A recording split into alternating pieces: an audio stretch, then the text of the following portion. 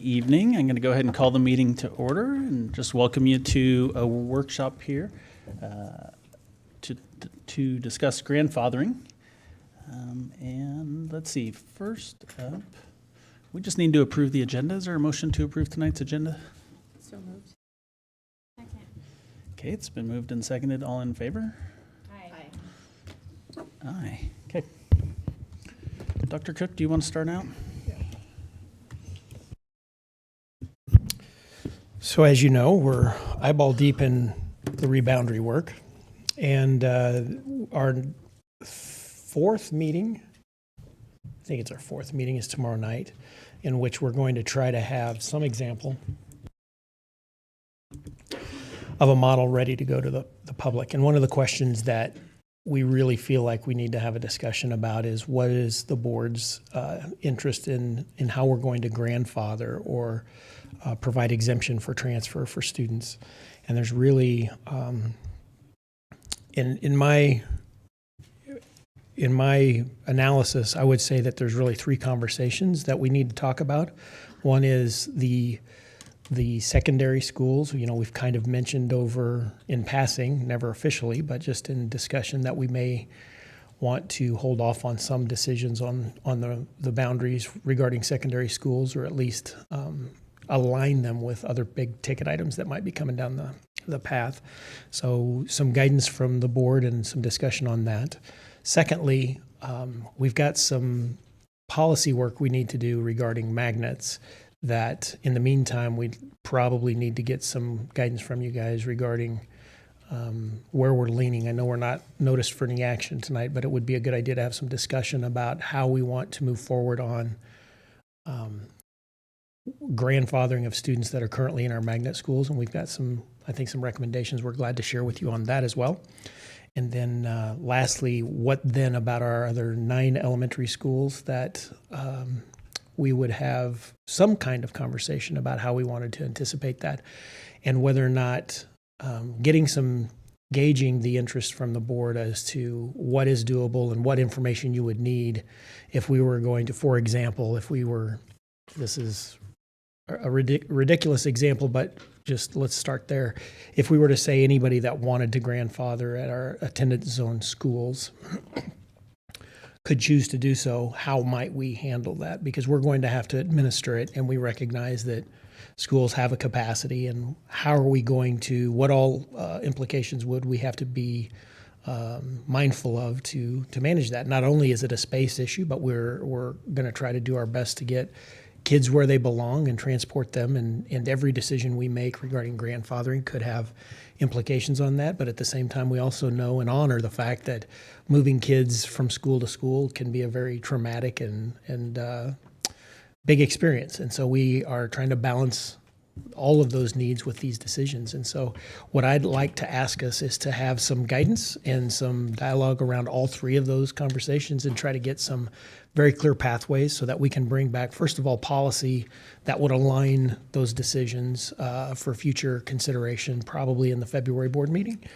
That would also then work its way forward with the recommendations for the reboundaries, and then some ideas and practices, or at least information that would inform ideas and practices on how we'd handle the attendance zone schools, middle elementary schools, and then some guidance on secondary schools as we start to move this plan forward. So I'm ready to open that discussion up unless you have further questions on getting started. I think maybe just for a reminder, just kind of talk a little bit about kind of our hopes for tonight, or what we'd like to do, I guess, or what I'm hoping we can do as a board is just kind of come together at least on some framework, so the community gets an idea of where we think we may be heading, knowing that we have a few months before we'll take action on this, but really to give that few months to get additional feedback. We've had a lot of feedback, a lot of comments over the last couple of days. But I think that could be just the tip of the iceberg, because that's mainly came just from our magnet schools for the most part, although there was some middle school and high school. In there, we didn't see much from our 9 other elementary schools. And so really that's what we're looking for, a couple opportunities that we'll have for community members to give feedback besides just emailing like they have been. We'll have our open house on January 21st and February 18th. That will be parallel to the open house that the Boundary Review Committee will be having, where they'll be taking feedback on the boundary recommendations that we're making. So we'll be in the same building at the same time. Those are just going to be open house sessions. Come and go, look at the maps, or come talk to us about grandfathering and provide your input. And then we'll have our February board meeting and our March board meeting too, where people could provide input. Those will probably be on the agenda at both of those meetings. So it's going to be lots of opportunity from tonight over the next couple months for people to give us input and help us come up with a good decision that fits our community. So.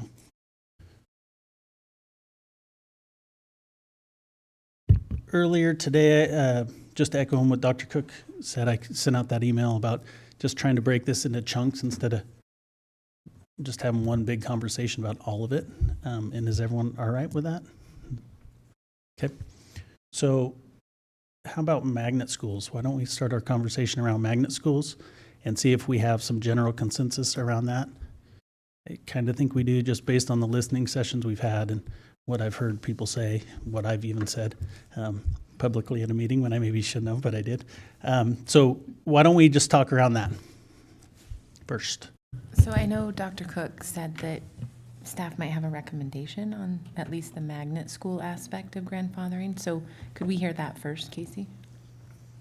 I would like to hear that first anyway, and then have a discussion. Yeah, so right now, there's not a, as I think we're all aware, there's not a policy currently adopted by the board that governs magnet school processes. And so if you just go next level, the application process that's been anchored in the district for quite some time, quite a few years actually, would probably be the next guiding document. And on the application at the top of it, it says, once you're in, and there's no need to reapply. And therefore, the consideration for enrollment is all that would be expected from a current student. And so our recommendation is, we would recommend regarding magnet schools is that we would honor that. We might necessarily need to write some policy that would align that. And I think there's some, we could talk a little bit about the priorities. There's some things in there that that ultimately might need to be changed if, depending on what comes out of the boundary committee work. Right now, if we were to move forward with an attendance zone at either one of our magnet schools, that would have to be incorporated in some fashion. You'd probably want to incorporate a statement regarding once you're in, and have that at least in language, or if not in language, then for sure in some prioritized list. And that is where we would recommend that we get some formalized guidance from you guys. We believe that that's the right decision. Yeah, we're supportive of the idea that any school, as best we can, we'd like to make it so once you're into that school, you can stay into that school, with the exception of once you choice out of your home school, that we can't guarantee that. And there's a policy right now, it's 3010P, that maintains that the district always has the authority to do what it needs to do. And I think that covers if we were to have some kind of catastrophic enrollment issue that we had to address something with, that we could. But generally, we would be very supportive of the idea of not discontinuing anybody's access to their magnet schools, for sure. And then I think we can talk about that. There's some tweaks on that when it comes to the neighborhood zone schools too.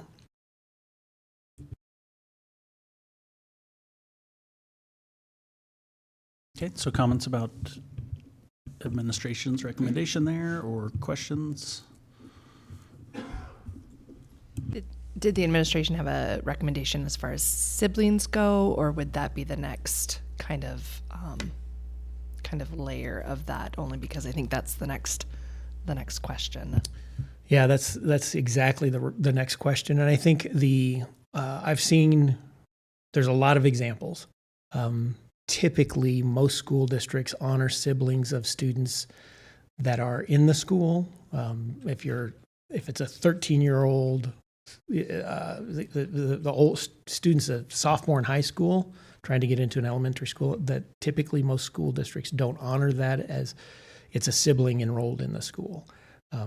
but we would be supportive of that as well. And we would place that on the prioritization list, of course, whether there's, and that's a little tricky right now because we don't know at this point whether or not the committee is going to recommend an attendance zone or an overlay or some combination thereof or something completely different than that. So we're trying to anticipate policy work that would account for any line of that. For example, if you're in an overlay, you don't necessarily have to go to that magnet school. But if we're going to have a magnet school with an attendance zone, then the assumption is if you live in that attendance zone, then you would arguably be number one on the list for that school.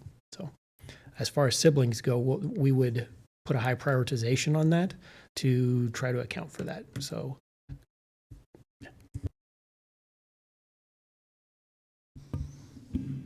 when you're talking about policy, that's, you're talking really formalizing kind of the rule that's been in place through the application process for those two magnet schools and formalizing that. Is that right? That's correct. Okay. And at the same time, are you potentially, we'd be looking at some tweaks to that list? There's a list of, I don't know, 5 or 6, 1, 2, 3, 4, 5, from a priority standpoint as far as getting into the school. That could change potentially, and then that could also change based on if it's a attendance zone or an overlay zone. That's for accurate. Those two schools. Yeah, I think that's the question that really comes to bear on why is it different for a magnet school is, first of all, people are choosing in most times for a magnet school. And so you want to honor that option, and it's why it's different than an open enrollment. Open enrollment is a choice when there's space. Magnet schools depend on people choosing in because they want the focus that the school provides. And so predicated on the survival of that school is the interest in the community that could be the greater community that is building its unique community around the school. And so you want to honor, first of all, the people that can get into that school. Secondly, you want to give that sense of continuity. And thirdly, you want to also make it so that it's not a burden on the family. If they have more than one child, you want to provide that access so that it's an ability for that to continue. And that's for any magnet school, not just for our own individuals. That's a pretty standard practice across the country. What's the current number one on that application process? Is it siblings of existing? Is it? I think it's teachers, students. Teachers. Yeah, Teachers, which kids, has been okay. a question even Right. that I've heard this week too. What about teachers? Is that all staying the same and as a benefit to their jobs? So, Yeah, I'm not sure even staff would agree on that. If you asked us all in the room whether or not that order should be the same, it currently is being, I think, I'll say this is how I've heard it stated. It's marketed as a perk for our teachers that is, in some regards, I would say a very important perk, right? Every space that a kid goes into takes away a space from someone else. So it's a valid question. Do we believe that is important? Absolutely, we believe. Do we believe it should be number one? I'm not sure I'm ready to say that it should be or shouldn't be at this point. I think that's a fair discussion also. I guess the reason I ask is, I think it was when you and I had our Thursday meeting, we were talking just about that a little bit, and the difference between having a school with a partial overlay or a partial attendance zone. There's kind of a huge difference there in that at those magnet schools currently, it's it's children of staff members, and then it's siblings maybe after that, and then it's in the overlay zone, I think is third. But if you're in attendance zone school, that's going to be number one. If you're in the attendance zone, you're one. We're currently in the overlay is number 3. And so it's just going to change that school. I know we're not deciding that right now, but I want us to be thinking about that, and because I hadn't thought of it that way until the other day, until Dr. Cook pointed out to me. So, and I know we have some debate, or not debate, but discussion going around whether they're going to be overlays or attendance zones. I think I'd just like to start by thanking all the community members who gave feedback and wrote letters and took the time to reach out to the board. Your information and your voice was really important for tonight's conversation, so thank you.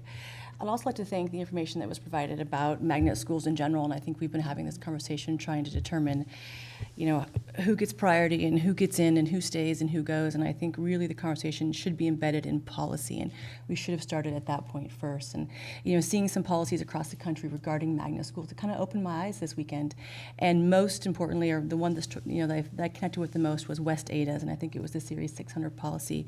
And they made a really clear case for when a student chooses into a magnet program, then that school becomes their home school, or in essence their attendance zone.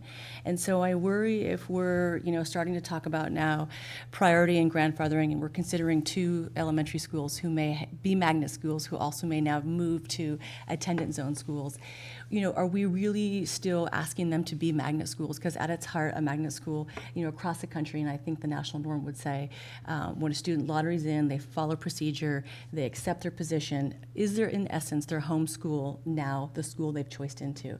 And what I hear we're saying is that it's not. And so I think this conversation might be the cart before the horse. I mean, do we really need to get our policy dialed in first and determine as a board in a community, do we value magnet schools? And under what realm do we value them? Is it the national norm? Is it our partner in West Ada who uses magnet schools and finds value in them? But I worry, especially a school the size of Ramsey, if we're considering an attendance zone for 50%, and then we're asking 50% of the community to choice into that school, to in essence make that their home school. But those 50%, roughly 250 to 300 students and families, are third on that priority list. I'm not sure as a family I would feel comfortable or confident that I would want to make that commitment, knowing every year that one, it's not guaranteed. I have to go through an application process. And 2, I have to drive my student every single day. And so it's causing me a little bit of anxiety and concern that we really need to dial in what is the value in magnet schools, how are we going to commit to them, and we probably should do that before we start ranking who gets first access, because if it's going to be an attendance zone school, then I would make the argument that our magnet students that choice in through an overlay essentially are declaring their home school their magnet school. And so in essence, they are also families like that are in the attendance zone. So I think that I would like to hear us kind of talk about how we feel about that going forward. And I would hate to make promises to community members that we just can't keep. Lisa, thank you for your comments there. And I'll have to look at West Ada's information there, I guess, or look at their policy. And maybe Dr. Cook, you guys can look at that as I know you're working on some policy options. But did you say that people would have to apply every year for magnet, or? No, I know that there's some policy that we've discussed going forward that there's some thought that maybe, those choicing in through an overlay or through the lottery process may have to reapply every year. And I wasn't saying that's what the policy would say, but I know there's been conversation that it would be a different process to allow the district to have some availability and flexibility if students move into the attendance zone or overlay and there's not space. And so I was just saying, before we start ranking, who has actual access to our magnet schools, I think it's important to really say, what are we trying to achieve through either an attendance zone or an overlay, and what does a magnet school really guarantee? And reading some of the comments today, it seems to me that pretty much all magnet schools that I looked at, once you're in, you've choiced in, and in essence, you're declaring that your home school. Now, if you decide to leave the magnet school, then that spot is lost and you must apply to your nearest home school. But I'm feeling uncomfortable that we're, ranking, teachers, siblings, but we haven't really clearly defined magnet school and what that means as far as once you're in, you're always in, because we don't have policy on that yet. We have policy that was introduced in 2016 that is actually very similar to West Ada's, I would say. But I just wonder if we need to clarify that first for our communities so we don't make commitments that we really can't follow through on. Because I think it would be competing if we had 2 attendance zones running, 400 and some kids between the 2 schools, and then we're going to also offer spots through a lottery. But if those spots aren't guaranteed, is that as a valuable spot to somebody? Is it really make it worthwhile to commit to that school if you can't guarantee access to it? And I think that's what magnet schools, in essence, across the country are doing. And so if we're looking for ways to provide equity and access, then we have that at a policy-directed conversation through the lottery system and busing and transportation. But I just kind of want us to have a conversation about what is the commitment to magnet schools right now. And I don't know that we know that yet. And so discussing grandfathering to me is a little bit difficult. So You're meaning our commitment moving forward, because as I've been aware of, and as it's stated, once you're in, we have been honoring that. So you're meaning really look at the lottery process? Well, no, I guess I'm not questioning, I think we have to define if we value magnet schools as they exist and how they've been successful in our community, which is 12 years running. They've been successful because we've been following a procedure, not a policy, but a procedure that allows a family to choice into a magnet school. And I heard many great stories from Ramsey and Sorensen families about why they choiced in. But it was with that guarantee going forward that their future siblings and that students could stay during their time at that facility, whether it was 5 years, 4 years, 3 years, however long. Going forward, I hear you talking about now we've switched over to attendance zones, and we're asking our boundary review committee to determine, is it going to be an attendance zone or an overlay? And I'm uncomfortable, I guess, hearing the conversation, and correct me if I'm wrong, Dr. Cook, that, the attendance zone technically would have precedence over a student coming in through the lottery process outside of that attendance zone. So if that ranking was to happen, it would be attendance zone and then your lottery student or whatever ranking it would be. And so I guess I'm suggesting that I think that's a change in what we've been doing with magnet schools for the last 12 years. And so I just want us to be really clear if we're changing. Question? Well, I want us to, we're noticed for grandfathering, so I feel like we're veering a little bit into talking about magnet school policies, which we're not noticed for tonight. Right, and I'm So asking us to I just veer want into us to policy. I'm just asking us to be peel back a little bit. Yeah, I'm just asking us to be really clear that going forward, can we have this conversation yet, is what I guess I'm asking. And I'm feel free for input. I'm not sure that we can until we actually see that magnet school policy. So I think there's a little bit of blending in the discussion that if we're talking about grandfathering, I think that we have, I don't know that staff has any intention of taking seats away from kids that currently are in schools and taking away seats from siblings of students that are currently in schools. I think the decision right now regarding attendance zone overlay or just lottery currently lives with the boundary review committee. And I think if and I want to make sure I'm understanding the discussion we're having, if we're talking about policy that could govern a magnet school with an attendance zone and magnet school with an overlay, a magnet school that had some combination thereof of both of those, or neither and just accesses students fully by lottery, that's what we were stating. And something's got to be first. And I think that's what I think I heard from you, Trustee May, was that if attendance zone students go ahead of students that are currently enrolled, then arguably we would be forced transferring students that live in the attendance zone out of. And so it might be more of a conversation for the boundary review committee to determine whether or not we should even be considering attendance zones for magnet school, not so much whether or not we're writing that into policy. Because if we do want to support the idea that magnet schools should be based upon interest and people choicing in, then an attendance zone isn't necessarily the right decision for that, because we'll have a hard time having that competing. If we were to say, okay, current students are number one and then attendance zone is number two, then we bring back the opportunity of forced transfer, which I think everybody in this district would love to be out of the business of causing kids to go away from their home schools. Yeah, and I think, let me clarify what I'm saying. I think, going forward, asking the boundary review committee to determine whether our magnet schools use attendance zones or overlays really lies within a board-directed decision, because I worry with a school the size of Ramsey with the 50% attendance zone.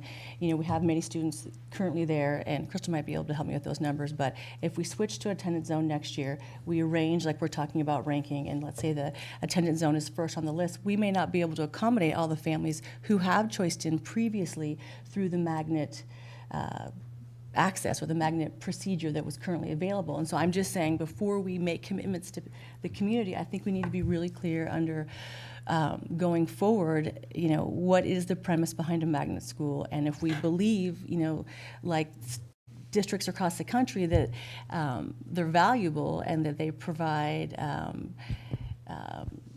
access to programs to students through all over our district, then we just kind of need to determine, like, how do you access that, and is it fair? And I'm worried if we're asking the boundary review committee to make that decision, that we might not be able to make all of our promises or keep our promises to those parents that have choiced in through the magnet program. And that could be a possible scenario. I mean, if you imagine Ramsey, for instance, in the attendance zone for 250, I don't know how many current students there are with the magnet program, but we could have a situation where there's just too many students and the priority goes to those living within that attendance zone. Does that make sense, I guess? So a couple things, I guess. As far as the attendance zone group, they are making no decisions. They make a recommendation. The authority is with us. We haven't relinquished our authority, so ultimately we'll be the ones making the decision whether it's attendance zone or an overlay. They're going to make a recommendation to us and to our community, and then it's going to depend if there's buy-in from those two entities and ultimately with us, whether we approve. So we're asking them to weigh in on it, but not make a decision on it. So I just want to clarify that they don't have the decision-making authority there. Well, let me clarify that, because Dr. Cook said we're allowing the boundary review committee to make a recommendation back to the board. So I'm not saying that it'll be approved, but they are making a recommendation to their best determination what suits magnet programs to those two schools. And all I'm saying is that a decision that lies best with us going forward if we're going to fully commit to magnet programs. And across the nation, districts that have fully committed to magnet programs have clarified access. And that's all I'm asking us, if we could just clarify access going forward to magnet programs. And I think commingling attendance zones with overlays, or I think it makes it murky. And I just would like everybody to be on the same page as we move forward, especially for tomorrow night, for all community members who are going to roll their sleeves up and get to work and try to come to some sort of resolution.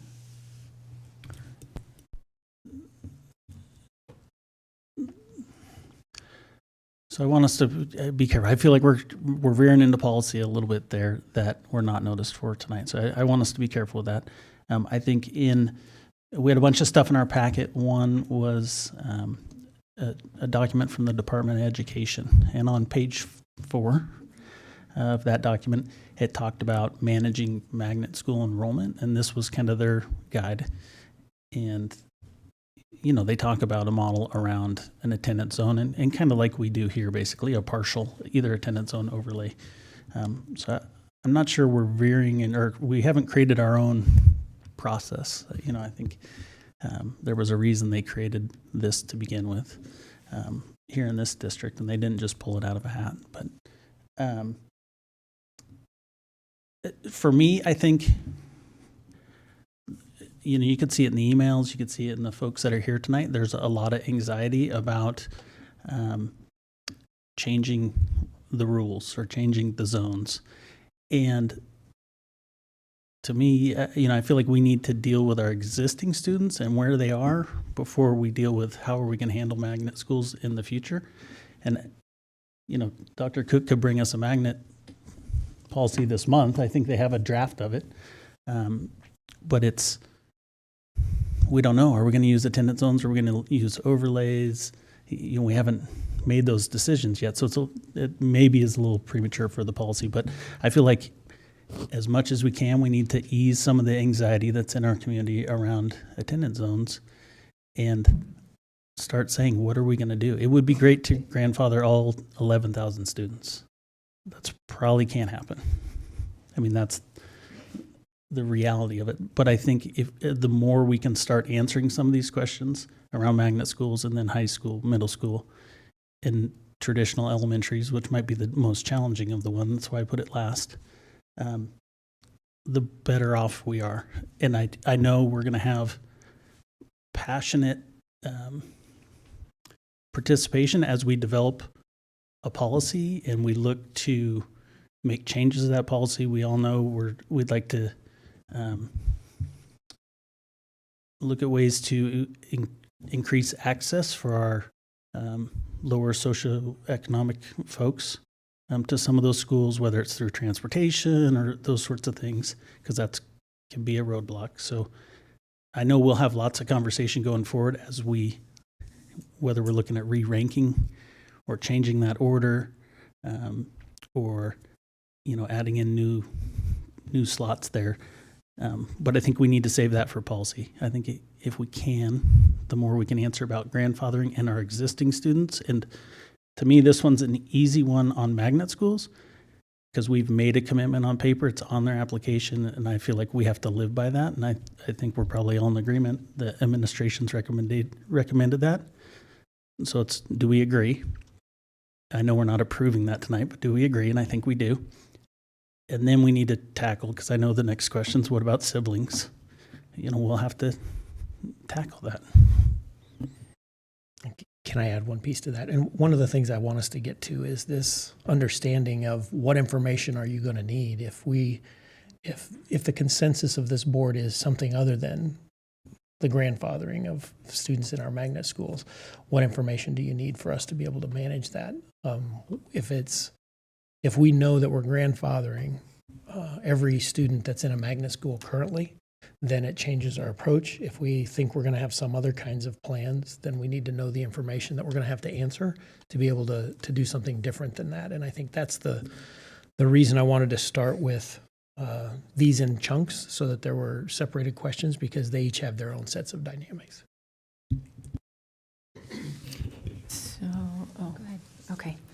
I was going to say that I feel that with the Boundary Review Committee being tasked with looking at overlays and attendance zones and looking at 30% attendance, 50% attendance, an overlay at both schools or attendance zones at both schools, I think that is the group that is best tasked to vet that for this board, because they are the ones that have been selected by each school and have those administrators and have those individuals that are going to bring all the input to the table.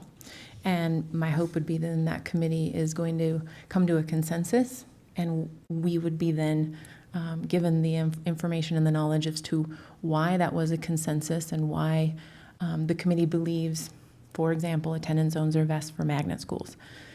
I agree that it doesn't mean that there can't be further discussion or a disagreement based on that information. So that's why I think that's best left with them at this point, so that they have an opportunity to really look into that and offer a recommendation.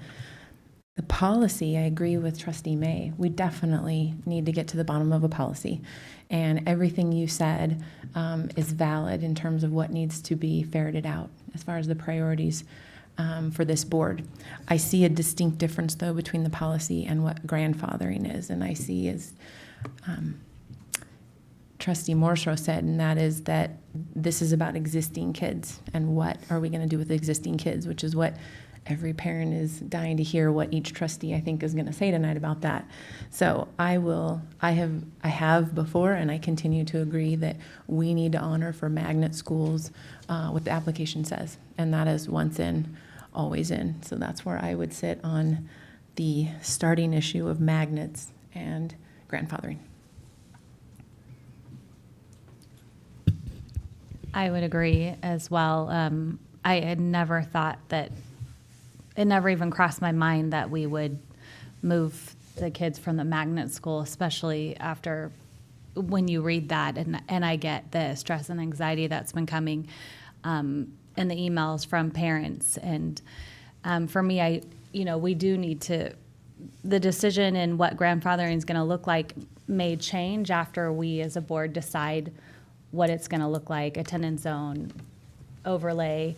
But for now, maybe some people will have some peace of mind, but I'm only one. But I'm not planning on changing what we've said all along, since people have been on wait lists, they've waited. I mean, we've had story after story, all of us, and we hear you.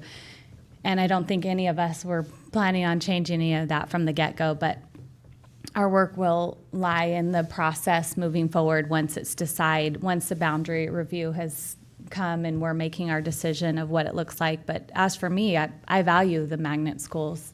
And I know you asked, we need to decide as a board or moving forward, do we value them? And if we do, let's get something in place for that. So we're not, anyone that's opting to go in there isn't in this situation again. So I agree with that as well. I think that's great. I think what I took away is that we all in our community value magnet schools. I think for the last 12 years, they've been a welcome addition to all of the programs that we offer in Coeur d'Alene.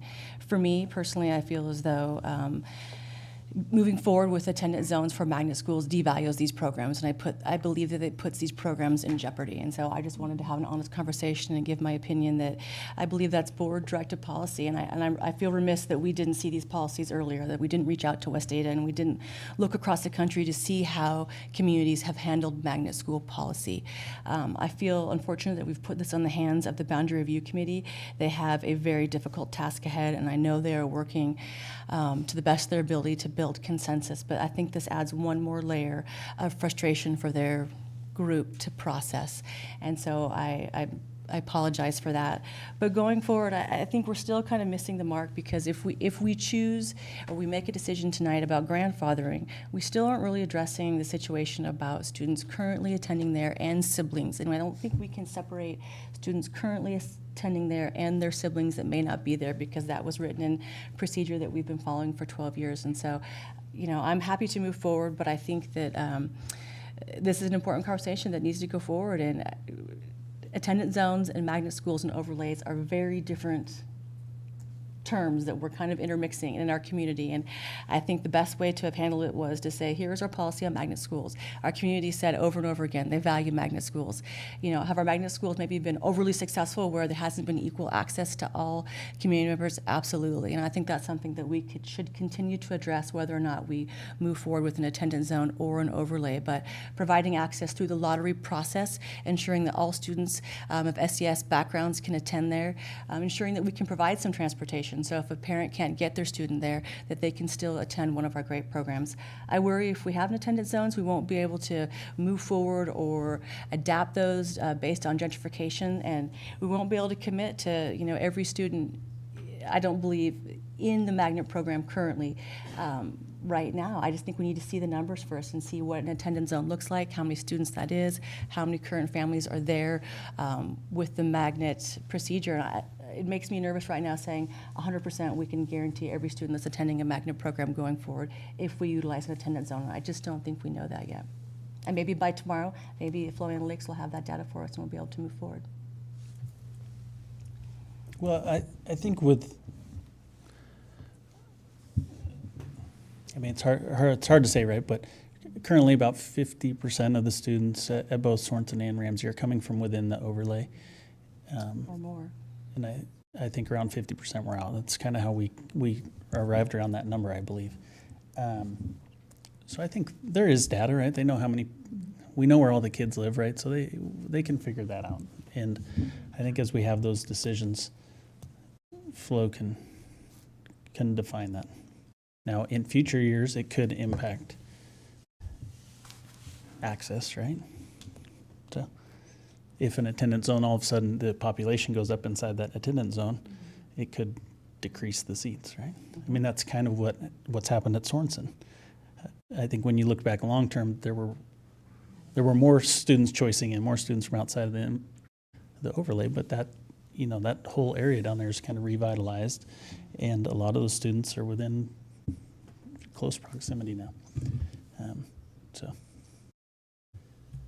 did everyone weigh in on the recommendation? I think you're next. No, I think we're moving right down. The Department of Education report that we read was just really eye-opening, that we're not alone in our magnet conversations, and that nationally, it's a benefit to our district to have our magnet schools here. And the letters that we've been reading have been tremendous. Stories not just from a sense of I don't want to change, but because they believe in what's going on at Ramsey, and they believe in what's going on at Sorensen. And so, and programmatically, they want to invest there. And so I think that's where some of that anxiety comes from. And so really honoring that application process and that uniqueness. People have asked, why are the magnets different? They're different in the way they function. They're programmatically different. And so, and that's part of their strength. And so I think we really need to honor invest in it as a family and go there. Okay. Thank you. So I think we're all in agreement on that. I agree as well. And I think we probably all agree with what Ms. May is saying, that, I think as a district as a whole, we want to keep families together. We don't want to be splitting up students, and that siblings would remain a high priority even if we adjust the priority list going forward. I would assume, right? So. Yeah, I think the reason this conversation gets so difficult is there's such a limited number of seats at one of our magnet schools. And whether it's teachers' kids or it's siblings or it's an attendance zone, all of a sudden you create competing factors, right? And so you wind up with, in a high demand, which could be at either of our magnet schools, you've got something has to be first. And if we make an attendance zone, then arguably attendance zone becomes first, which could then challenge siblings and or teachers' kids and or any other of the priorities. And I think that's what I'm hearing from Trustee May is that essentially putting an attendance zone in place by policy changes the impact of the magnet school, right? If it's an attendance zone, you're now taking a section of the community, whether we're talking about Ramsey or Sorensen, and you are saying you will go to this school unless you intend to choice out.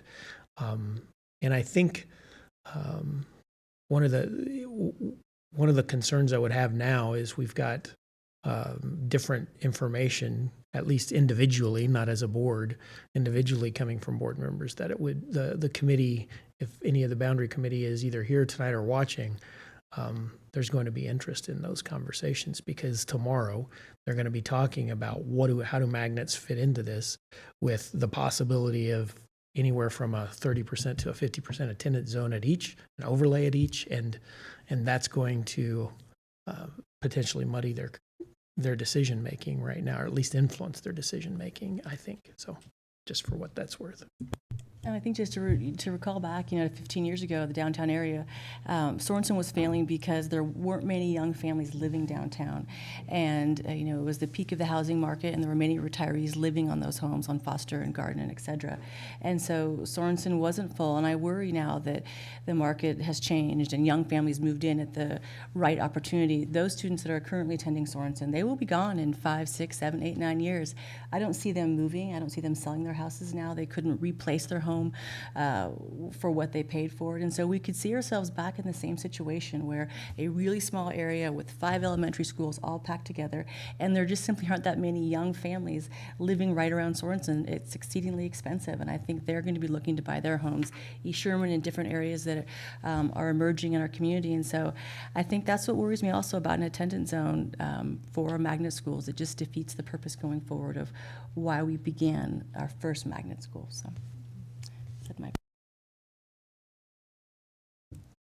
Before we move on, I think it's important that we remember that the rankings on our application sheet, they're just a prioritization. They're not a guarantee. And I think some people see line 1 as, I'm a guarantee. I have a sibling, I'm guaranteed. And it's not. It's based on space available. It says it right on the form, right? So ask any parent at Sorensen who chose to put their student at Kindermagic for all-day kindergarten if they were worried about not having a seat at first grade.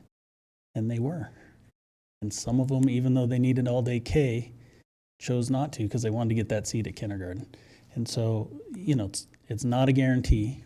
It's a preference. It's a priority.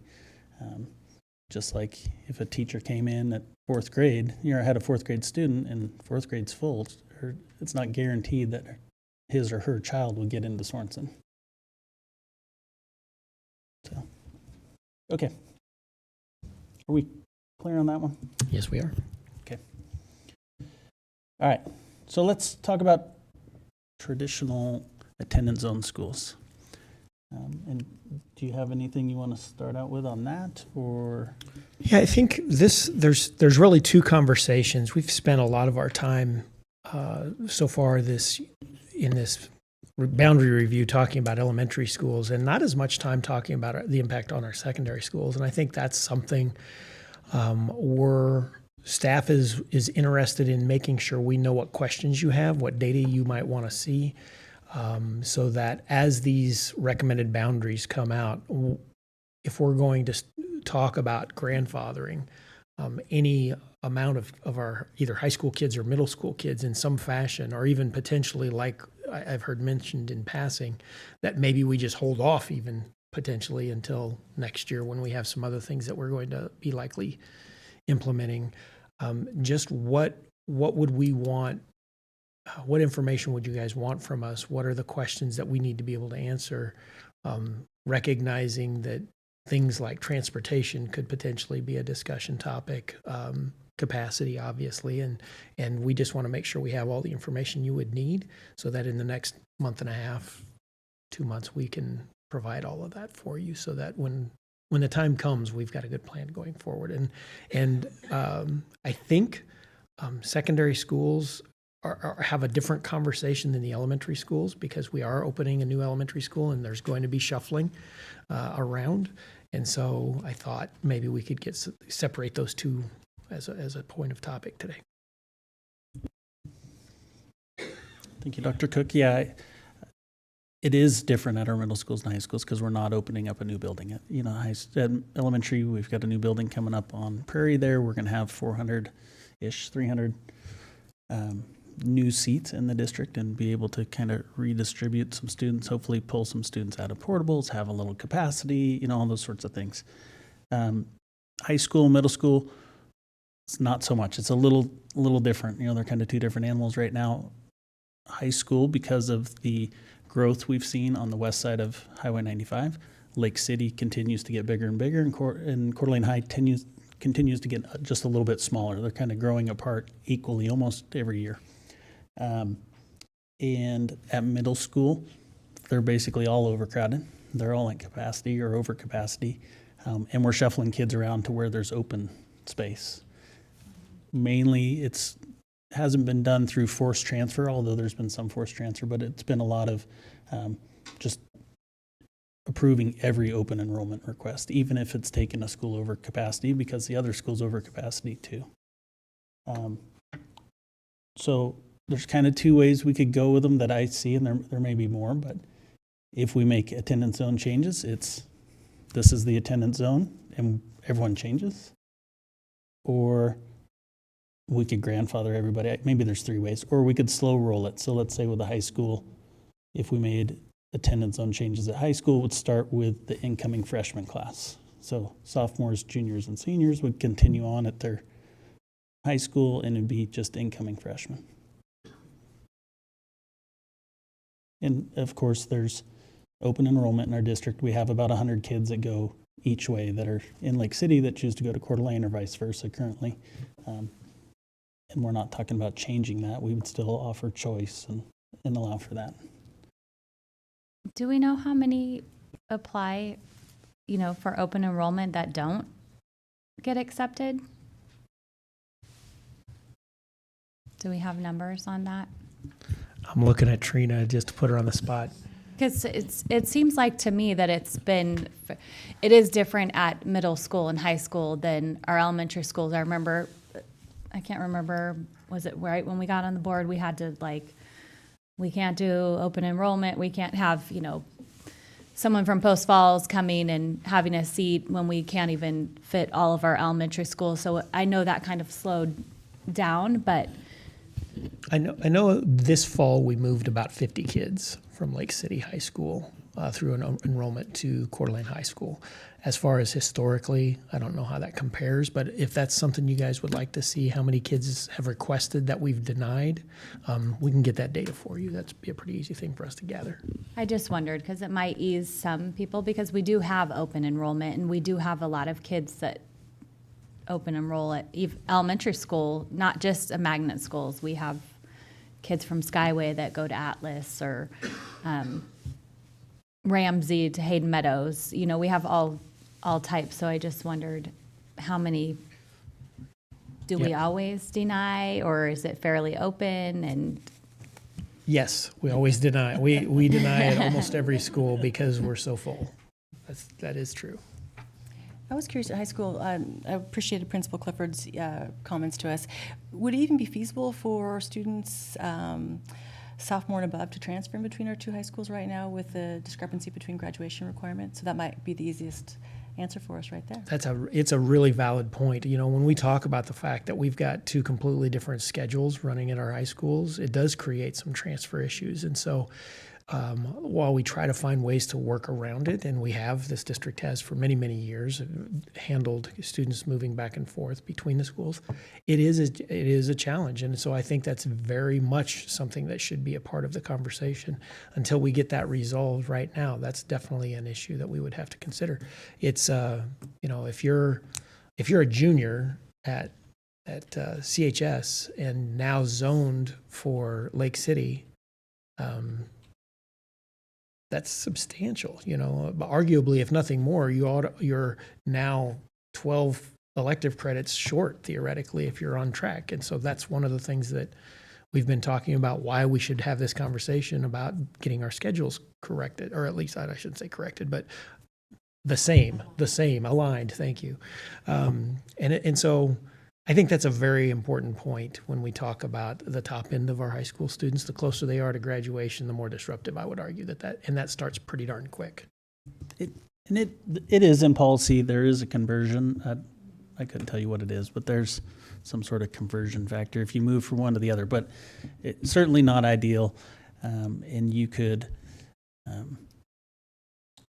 you know, it's just different. You have a little more choice at Lake City as far as when you take courses than you do at Coeur d'Alene, because they have more classes, they have more periods per semester, and so all of a sudden, if you did have to switch, I certainly could see you could run into a issue where you just don't have enough space because you've got your 3 or 4 core classes, and maybe you can't get in everything that you could have had you still stayed through Lake City. So yeah, and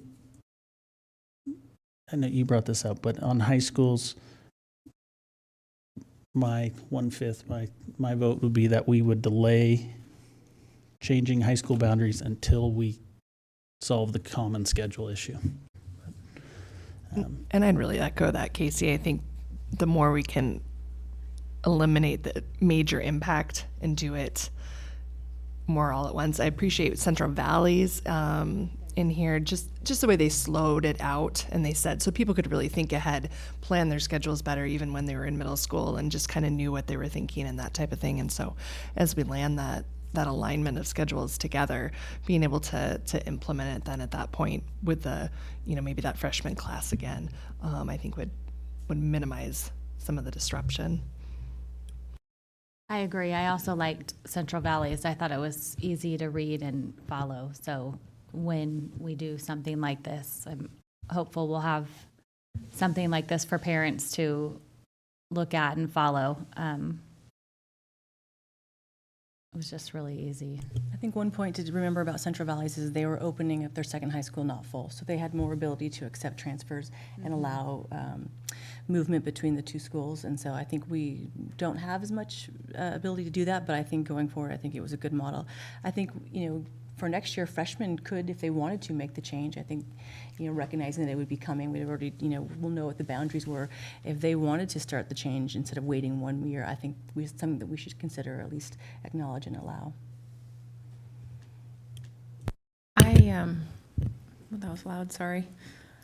I tend to agree that I don't mind holding off on changing high school attendance until we get our schedules aligned. I also would agree to have our existing kids grandfathered in.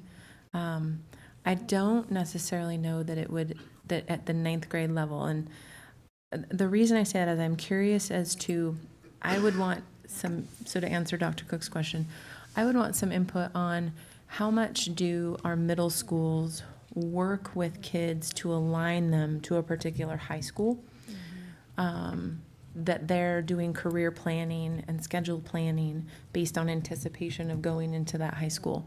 If that is pretty prolific and a very utilized tool within the middle schools, then I would really have a hard time making an 8th grader who's been planning Coeur d'Alene High School to suddenly have to go to Lake City. So that would be the data I would want. If it really doesn't exist and there's not a concern there, then probably the ninth grade is not a bad place, but if there really is some genuine concern in that realm, that would be the one piece I would want to have some information on. And I wanted to clarify, I was referring to freshmen of 2020, so this next year's coming freshman class. Central Valley sheet, I like the way Central Valley did it, with the exception that they didn't grandfather sophomores. And, I think, although we wouldn't know exactly if we moved boundaries, how many students would stay. One, it's a much smaller number. We're just talking a small shift probably in the high schools. I believe currently, if you look at freshman classes, there's about 100 student differential between an incoming freshman class at Lake City versus Coeur d'Alene High. So we're talking maybe shifting about 50 students. Now, eventually that'll be 200, right, over 4 years. But, I think with pretty good certainty, we can predict that there wouldn't be a lot of movement, meaning if you grandfathered them, they're probably almost all going to stay. It's going to be a high percentage that would stay. And so I think that's a little easier to predict than maybe it is at the elementary level.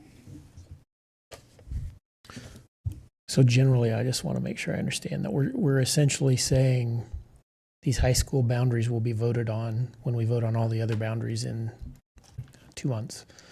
And generally, it would be the idea of this board that we hold off on enacting the formality of the boundaries at the secondary level until we get some of these other things addressed as well.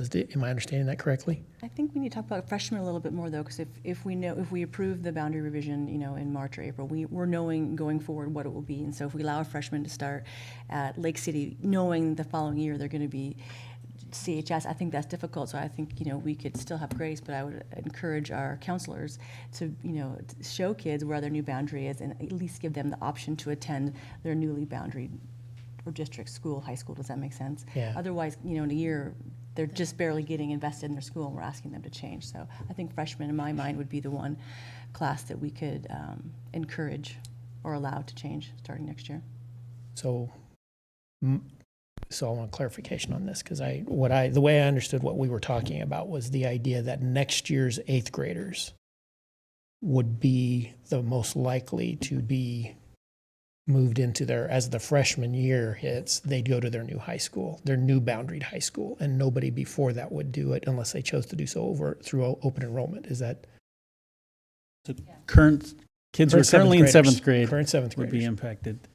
And we change those things for the high school schedules aligned, we get the boundaries implemented, and this year's 7th graders, when they start 9th grade, would be at their new high school boundary.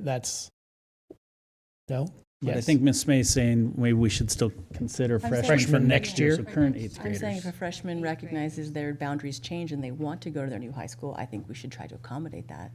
Instead of then a year later, we're going to be in a position, do we grandfather them all in? Or we could start, that's a change that we know we can start going forward. It just seems like it makes it more difficult.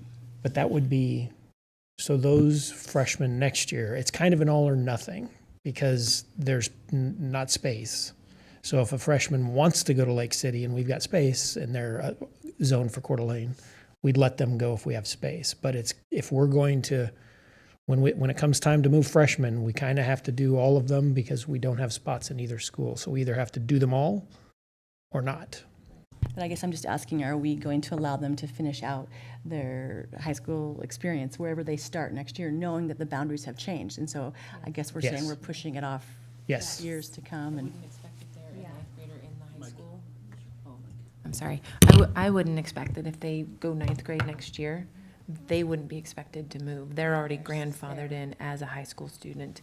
It's your 8th graders, and that's what my conversation was about, was the 8th graders in the 2021 school year and what they're projected to go to. Are they being impacted now within the middle school to where we need to consider them under some sort of grandfathering, or is it just a straight shot in 2021? I mean, I hear what you're saying, but I think we're getting ready to talk about elementary students who we are going to ask to change schools. And so that's why I'm saying if we're approving a boundary change and we have freshmen that haven't started high school and we've changed their boundary, why are we allowing them to attend an antiquated boundary? We've changed it. And so I wonder if we should go ahead and start the process unless we're going to continue to grandfather in 4 years of students. And when we have the elementary conversation, there may be parents out there who say, well, my child's a second grader and we're letting high schoolers stay for 4 years. So I think we need to have some consistency in that conversation maybe. I know we're separating it from elementary to high school, but many of our elementary schools face the same situation where they're all crowded and we're going to be kind of shuffling it around. I'm happy to do that, but I think we just need to be consistent going forward if we're allowing high schoolers to finish out wherever they start for 4 years. Was there staff recommendations at all on the high schools at all? We're somewhere between freshmen of next year and eighth graders of next year. We would, because we just don't have the space. We just don't have the space. So we're taking 50 kids out of one building and pushing them over to another building and taking those 50. And we'll see more of what that impacted number looks like. But right now it's the zones at the middle schools. And let me add that we're also trying to, the Boundary Review Committee is also trying to develop an anticipated feeder program for all of these so that they're trying to maximize. In theory, you would get 4 elementary schools that feed into a middle school that feed into, feed into 2 middle schools that feed into a high school. So they're trying to maximize that. And so the issue with this that would probably be most applicable would be that we could just wait and do this since we've got a couple of other big ticket items that might be coming down the path as well. If you wanted a hard recommendation from me right now without seeing the Boundary Review Committee recommendations, that's the one I would say that's probably going to be our best bet. Knowing and understanding that trustees may point about the fact that we're going to have impact at the elementary school, probably because we've got to at least fill those 300 seats of the new elementary school we're opening. That's going to be probably a different conversation, recognizing that. So I think what we could do with this one, 2 weeks from tonight, and this will be a little plug, we have another one of these great workshops, and we're going to talk about common schedules at the 2 high schools and kind of get an update of where we are there and moving that conversation forward. And so maybe after that conversation, we'll have a better idea what we're looking like on timing and how soon are we going to be able to move to common schedules. And that might give us a better sense of when. But I think what I heard across the deck here is we'd all favor a slow roll. So whenever we make that change, it's going to start with freshmen and sophomores, juniors, and seniors would be grandfathered at their existing high school. Fair enough? Fair enough, Dr. Cook? Okay. Yes. So let's talk about middle schools next. We kind of have the same options at middle schools. We're not opening a new building, so it's how do we want to do that as we know they're all jam-packed. They're tight as can be, and we're not balancing numbers in any way by rezoning. It's more aligning for the feeder model that we're trying to create. So when you are at this elementary school, it means you're going to this middle school. It means you're going to that high school. So how do we want to handle middle school, or do you have a recommendation there? Yeah, we need to build another middle school. Not on the agenda. This is a very the high school issue is real. The middle school issue is we're just so over capacity, and ultimately I think the committee is going to come up with a design that would work, but it is kind of predicated on this idea that we're going to have in our very near future a 4th middle school to help relieve some of the pressure on that. And I would say at this point, open enrollment can maybe handle a few things, but the idea of they're at about 120. Yeah, Woodland is even more than 120% capacity, and so the issue becomes: are we just rearranging chairs on the Titanic? And I think that's kind of the suggestion that I would say is that we don't get in a big hurry because we're going to create a problem for any one of them. If we give Woodland some relief, which we sometimes do, then it's creating a worse situation at either Lakes or at Canfield. So I like the idea of punt, and I like the idea of we just need to have people stop moving that if their kids are between 12 and 14, because we just don't have any place to put them. So when you say that to punt on that, are you saying that we would wait on a middle school boundary changes? I would say at this point, we don't have any evidence that we can do positive impact with boundary work at this point on our middle schools without with the exceptions being if we were to either purchase more portables or move some existing portables to increase capacity at any school. And that's, we may have to do that just for increased enrollment, but at this time it seems difficult to try to make those changes until we have something that can actually give us some relief. But to clarify, we would have those future boundaries all written. We would know where they were going since we're doing all this work and paying for this work right now. That is correct. But aren't we hopeful that with the boundary review work, we can kind of reduce some of the forced transfers that were happening at middle school? And Yeah, we would like to be out of the job of forced transfers at any of our schools. So absolutely. And I think if there are ways that I would say this, if we can mitigate forced transfers, we want to do that immediately. And we're going to do everything in our power to change that, including we'd like to even get a policy in front of you guys that gives us the authority to say, hey, we got to find a way to change this that isn't putting a kid on a bus and taking away from their learning experiences. And so in the meantime, changing or modifying that would be really a different set of strategies than unless the boundaries can come up with, if they can come up with some solutions that are going to actually do something other than what we're doing, we would then bring that back to you. But I don't anticipate it. We're just so full that I don't anticipate. so that when are you happening. recommending that we would implement the boundary revisions? In 1, 2, 3, I mean, we won't have new middle school for at the earliest 4 years, probably. So I would suggest that that we do the best we can to figure that piece out. Right now, I don't know that I'm prepared. If I'd like to see the data from the Boundary Review Committee before I answer that, but at the very least, we could try to figure that out in the near future. We just don't have a place to put them right now. But doesn't it make sense if they're working on creating, and I'm just pointing because I see some boundary review people out there, if we're creating a feeder system, then we need the middle school and high schools to start making this change at some point. And Yes. so maybe 7th and 9th graders make that, or 6th graders and 9th graders make that commitment or change in the same year, so they'll be started on the same track. So are you recommending we postpone that until we have new middle school, or Nope. until? I'm recommending that we see what they bring to us, that if we can, right now there's a really neat graph that shows these schools, the elementary schools, like these portions of the enrollment that is at each elementary school and which middle school they go to. And if we can get something together that starts to create 100% of this school goes to this middle school all the time, 100, that we can start doing that right now, we'll know more of that. We just haven't had we aren't there yet. The Boundary Review Committee is still working on that data. But until there is a reason for us that's going to make things better or easier, I'm not going to recommend that we make a change. It could happen, though. Let's let the committee do their work.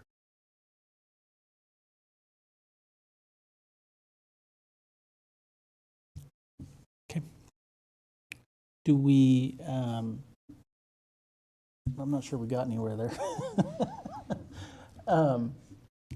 So we're likely to get some recommendation from the attendance zone committee. It may be status quo, is what you're saying.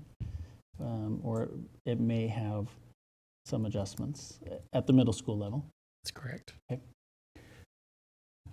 Are we kind of in favor of a slow roll at middle school? Also, that it would be, like Ms. May just said, similar to what we're doing at high school, where it would start with incoming 9th grade, it would start with incoming 6th grade at whatever time we did that. Okay. I assume if we did something like that, and we probably should talk about this at high school, but let's say you have existing senior who's going to stay, an incoming freshman who's supposed to move, they're probably going to open enroll, so their freshman stays with their senior, I would assume. So that's like we're going to formalize our magnet policy and put the prioritization in there. Are we going to do something similar with open enrollment? I know Yeah. you're talking about open enrollment policy or a revised policy. That would start codifying some of that. Yeah, and I think even, and I don't want to get ahead of our conversation, but even the idea of if you're forced transferred into a school and then the boundaries change and we say, okay, now here's your new school, but you built community in that school and you wanted to stay, then those are the things that we're probably going to have to work our way through. And so we're going to bring both recommended changes for the magnet policy and for open enrollment to try to accommodate the uniqueness. You know, open enrollment is pretty consistent. However, now we're also instilling that we're going to force some of you to move into new schools. And so it's no longer necessarily open enrollment. So we've got to build in some kind of caveats for those that want to stay in the schools that they're currently in, and or honoring any grandfathering and or forced transfers that we're trying to stop moving kids about. Would you mind, for those playing along at home and in the audience, just what is forced transfer? So currently, just by the way that we're administering right now, it's fairly common. Boy, there's 1,000 different ways to start this. It's fairly common for schools, for districts to have a policy that says essentially you can always go to your home, the school that is your home zoned school.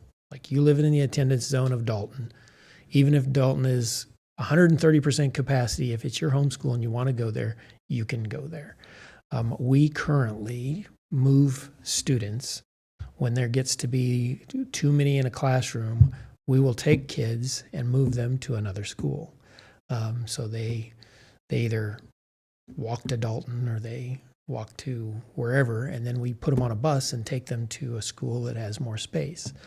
And typically they can lose anywhere from 10 to 40 minutes a day of instruction because they're on a bus. And so they might miss the very beginning or the very end of school. And that's pretty significant. I think at the highest number, most of those are elementary students, but not all. I think the highest number I've ever seen was about 190 kids about 4 years ago. And I think this year we're doing 67 or 68 students that are currently in our district that are being somehow transported to a school and then getting on a transfer bus and going to another school. And so one of the things that we're going to recommend in this process is trying to anchor. It's going to change. It's going to have impact, especially when we're this close to full all the time.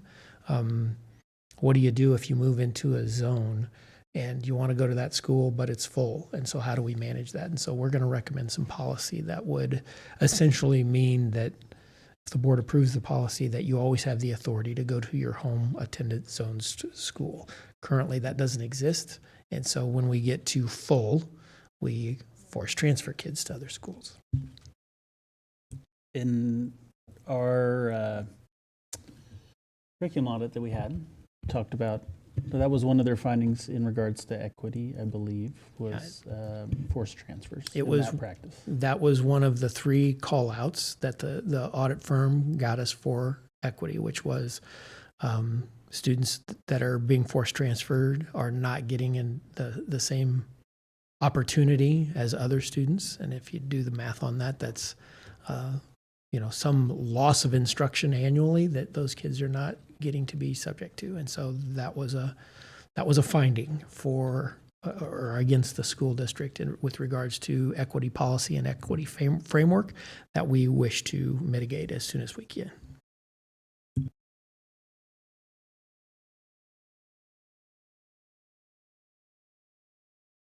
Anywhere in middle school? Do we? Okay. So middle school would be a slow roll, but we're waiting to see. But that's what we believe at this time. Okay. So similar to our high school policy. All right.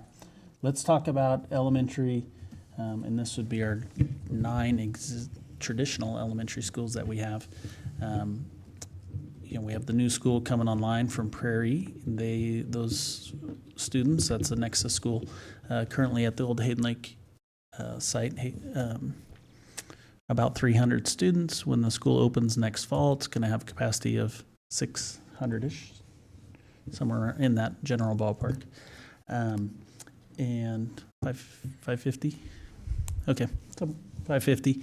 And so we're looking to create some balance. We also have schools that are chronically overcrowded, and we're forced transferring students out. We have schools that have opening and have space, so we're just trying to balance that. That's the point of the elementary school redistricting, and that's why we're looking at every elementary school.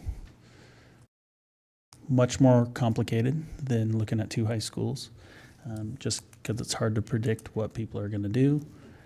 I think we know what all people would like to do, which is to stay. But that gets challenging from a transportation standpoint, from just a planning standpoint. What happens if at this 5th grade, at this particular school, they all want to stay, but at the new one, they all want to come. And so you go from a school that has 3 5th grades that now needs 5 5th grades, let's say, 2/3 of them want to come, and you don't have room to accommodate 5 5th grades because it's a school, it's a 3-section school. So it's definitely a challenge, and I'm not sure how we handle it, but what are people's thoughts? And some of this one may just be a challenge right now because we don't know how many students are going to be impacted yet from the zone changes, because we don't know what the zone changes are going to be for certain. And so it's hard to predict.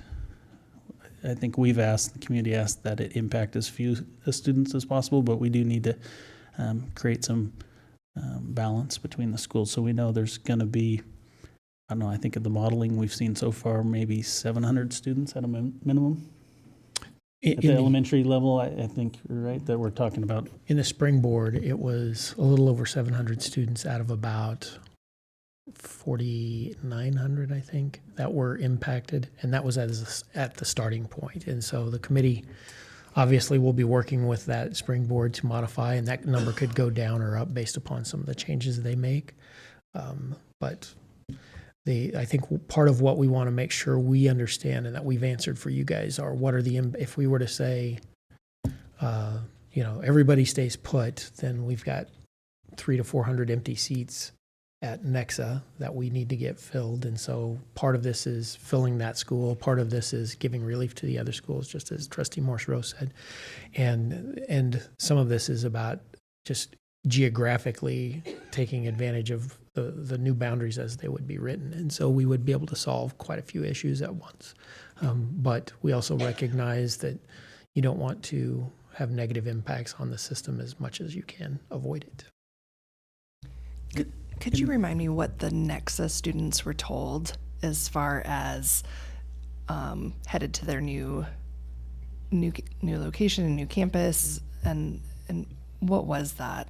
Sure. So and it's in your board packet too. I forget, was it November? Do you remember when? It's about a year ago at this point.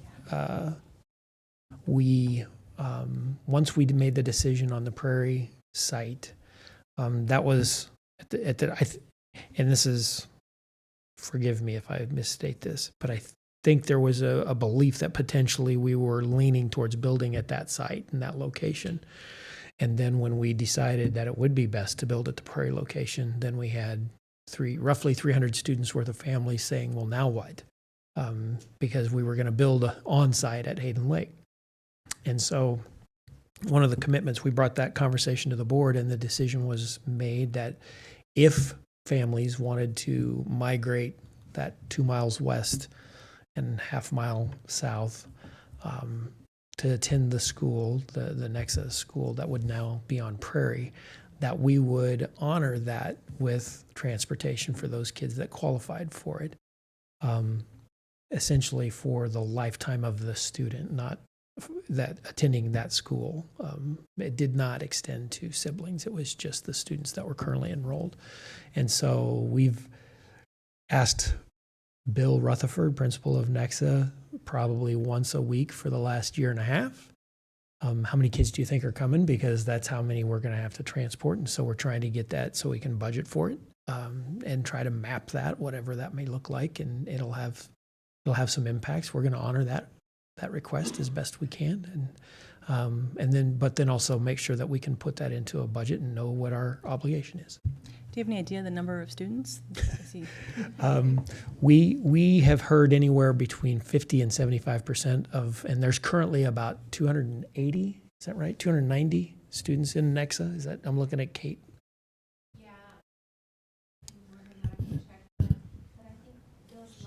So, Sorry. so yes, We're gonna put you on about the mic. 290. So, okay, so all of them are coming. So all Well, 290 students are so- coming. So.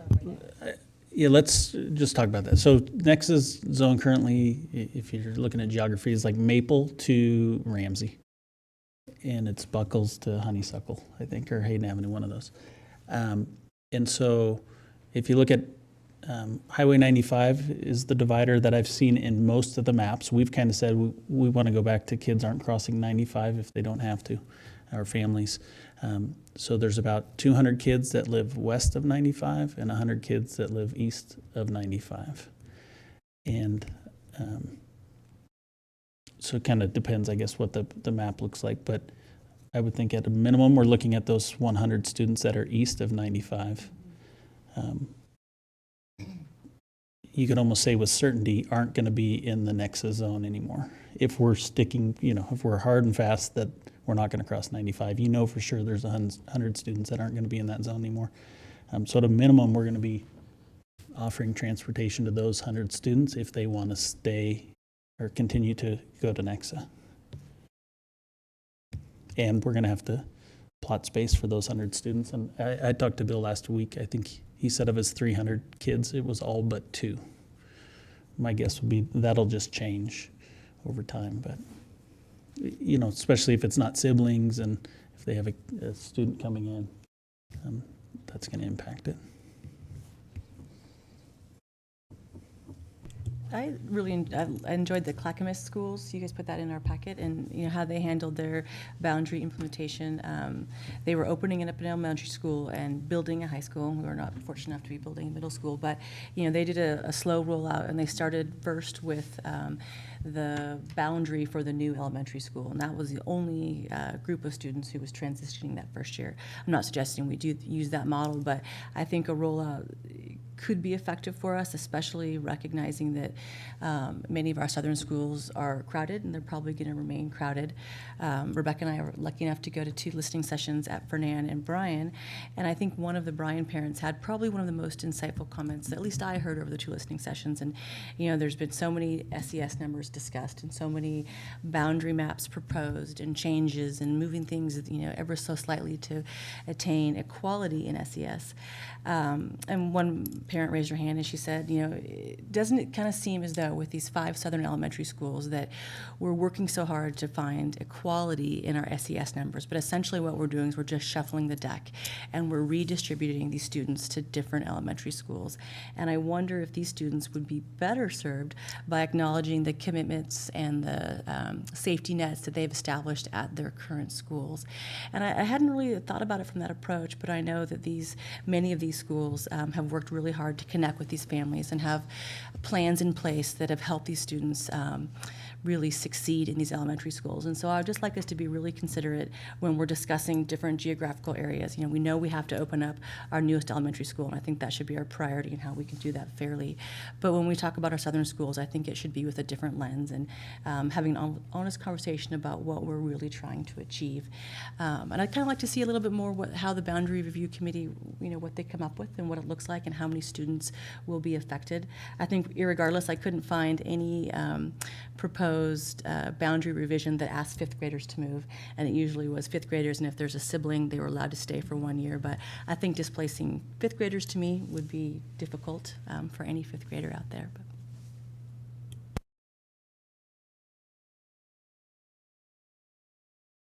Okay. Other thoughts on the 9 traditional elementary schools?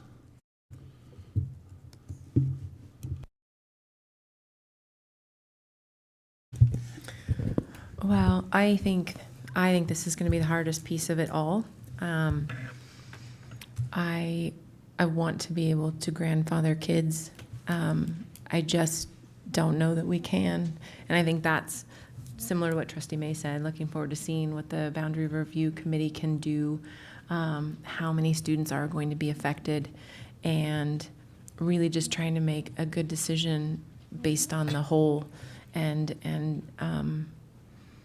But if we can't grandfather kids because we just don't have the capacity, if everybody wants to stay, to move forward, and we have empty classrooms and empty seats and teachers that can't teach, I just think that we're going backwards.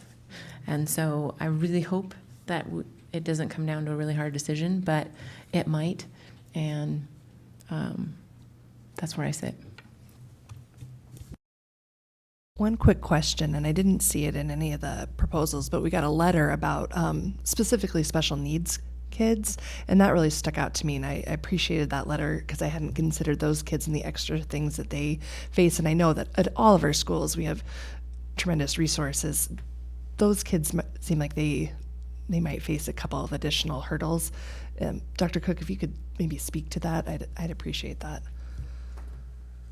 Yeah, we received an email from, I think it was a local physician who was just advocating to try to do the least amount of damage possible, and I think that's a very real consideration.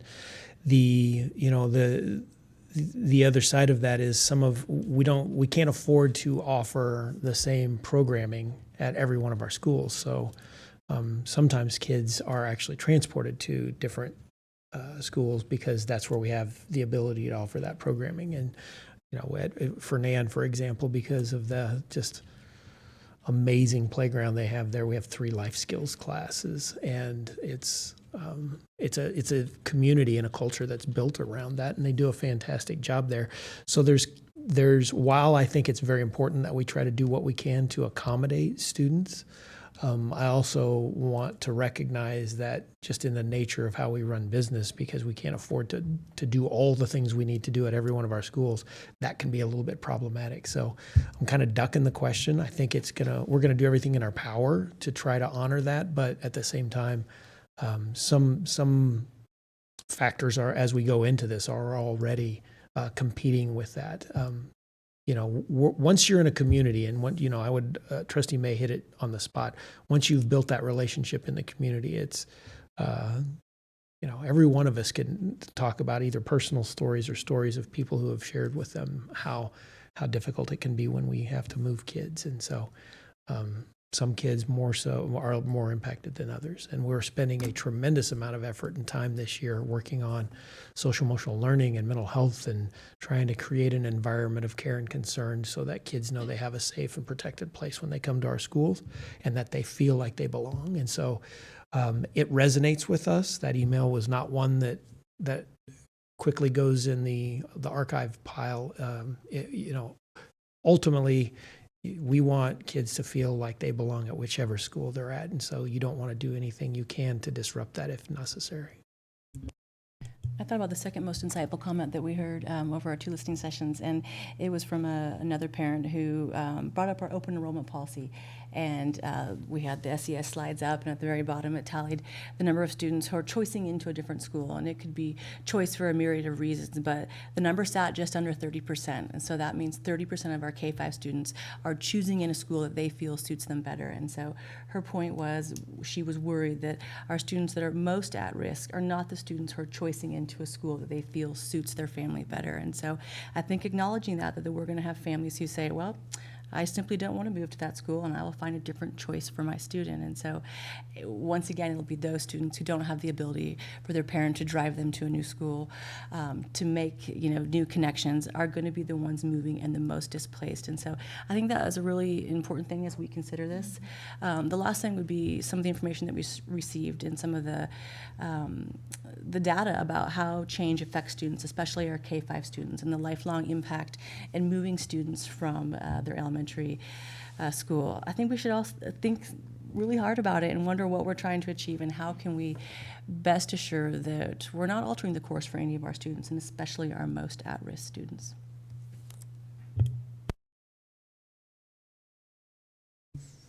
for me, this obviously is going to be the toughest one, so we're all kind of dancing around it. And I don't think we have enough information to really to come up with a decision on this one, or even a framework may be difficult. Dr. Cook talked about forced transfers and the call out we had on that, and I think that's probably the most, well, it's the thing I like about our district the least, that we do that. It drives me crazy that we've had to do that, and that we've kind of felt that's the way to accommodate kids and growth and community, class size and those sorts of things. And my guess would be, 95% of the parents, if we pulled our 10,000 parents or whatever we have, the parents of our 11,000 students, they couldn't tell you what that is. 95% of them. It's the 5% that have been forced to go to a school outside of their home school could tell you, or that were impacted by that. I think most people have the impression, oh, I live in Skyway zone, I go to Skyway. Like, that's it. And that just isn't the case currently. For me, that has to change going forward. I am 100%, I do not accept forced transfers going forward for me. And if we're going to do that, that's going to make grandfathering that much harder potentially, because now all of a sudden we're saying you get to go here. If we change boundaries, you get to go here, and that's going to make less seats, because currently what we do is we draw boundaries. If you're already going there and new people come in, they have to leave, or they don't get to go there. And so, it's going to be a challenge, and I don't know that we can answer it until we have more information. I don't think we're going to be able to grandfather all 4,000 elementary kids. Yeah, I took the 900 magnet kids out. So it's around 4,000 between those 9 schools. That's going to be a challenge. Obviously, we're not looking at moving all of them, but we're potentially several hundred of them, 500, 600, 700. It's going to be a challenge what we do there, and some people are going to move even when they don't want to. I'm afraid. I don't know that we can accommodate every request. My request going forward, if that's what it's going to be, that we solidify into policy that open enrollment, that we prioritize if you were moved, you were in an attendance zone and you were moved, that all of a sudden you have priority over other people, that are new coming into the list for an open enrollment. If you were forced transferred, I think you should have a high priority. Those people already took one for the team and were forced against their will to go to a school when provided busing and all those sorts of things. Missed 30, 40 minutes of instruction a day. I think that's who we should grandfather. If we can only grandfather somebody, to me. But, I can't make that decision tonight. Can I clarify one thing? I got a correction on the number of forced transfers. This year, currently, we have 84 forced transfers.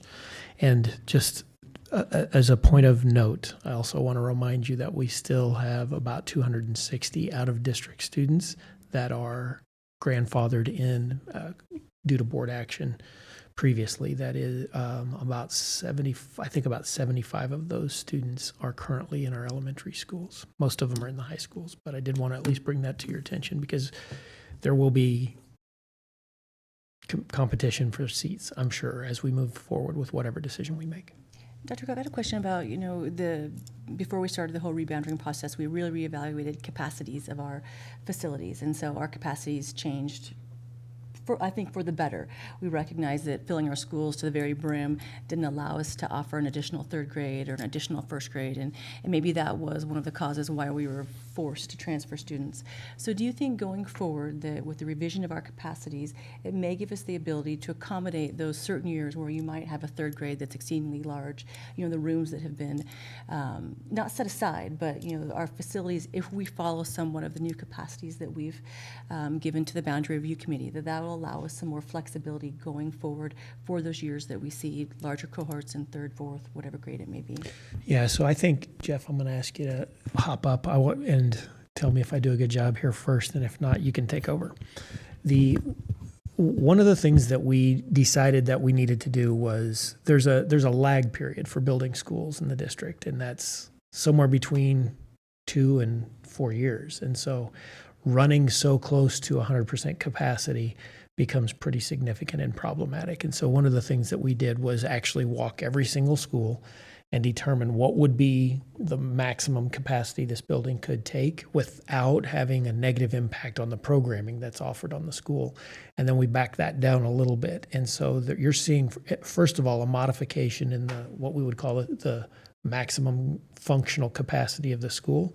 And then secondly, what our recommended kind of zone that you want to run these schools in. And when you get to that, in this newer model, once you get to 95% capacity, you're full. And not only are you full, but you're full enough that we need to start paying attention to it. And so we backed those off a little bit because we had to find a way to buy an average of a 3-year runway when it comes to whether or not we're building another school, because it's really, once you've got the money in your hand, it's about a 2-year process from that point forward. And so it takes about 6 months to arguably a year to go out and generate the understanding of the need. So we ran that as the idea of giving yourself that 3-year kind of target. And so we're actually using some color coding to help codify. And when you see things like kind of a red, when you look on our enrollment sheets, the red coloring on those percentages give you kind of an indication that we're getting into trouble. And then there's this deep red, kind of darker red, that says, hey, we're over even the additional capacity that would be considered for like if you're using portables or something to that extent. So the answer to your question is yes. We believe and hope that this will buy us a little bit more flexibility. Jeff, how'd I do? Yeah, I think you did a nice job with that, and I do think it's important to iterate the fact that we want to look at capacity without portables. That's our ultimate goal with the district. But those portables may also be part of what's buying us that time until we can get another school online. I mean, I think we know that another school is going to be necessary in the near to immediate future, and I think we all wish we had the funding for it right now, and we're building that simultaneously, but we know we're not, and so those portables can help get us to that point. So I think it's important to look at we want to look at that capacity without portables and recognize that should be the capacity of those schools, but we also need to recognize that we have to be really careful not to get too close to that line. And that's going to be really difficult with the numbers that we have. And so, but in the future, moving forward, like we don't want to enroll those schools so close to that capacity line. Otherwise, we will be in that boat. We're going to have to look at forced transfers again, where we've got to have some room to work in these schools so that when we get an influx of a certain grade coming in, we can handle that and be able to handle that without forced transferring kids.